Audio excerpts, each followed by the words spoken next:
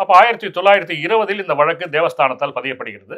அந்த எதிர்த்தரப்பு யார்? எதிர்த்தரப்பு அந்த தர்கா சொன்னீங்க, மேல ஒரு தர்கா இருக்கு. ஆமா ஆமா ஆமா ஆமா, அவருடைய அந்த தரப்பினர் எதிர்த்தரப்பாக இருக்கிறாங்க. ஏன்னா அவர் சில இடத்தை வைத்துக் கொண்டிருக்கிறார்கள். அதுலதான் பிரச்சனை வருது.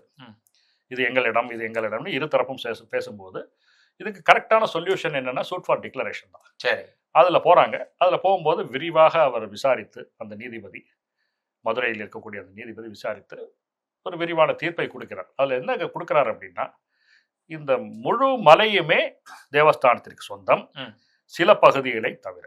அந்த சில பகுதிகள்ங்கிறது நெல்லித்தோப்பு என்று சொல்லக்கூடிய பகுதி, அந்த தர்கா இருக்கக்கூடிய பகுதி, அந்த தர்காவுக்கு செல்லுகின்ற படிக்கட்டுகள் கிளியர்லி மார்க்ட், இதெல்லாம் சொல்லிடுறாங்க.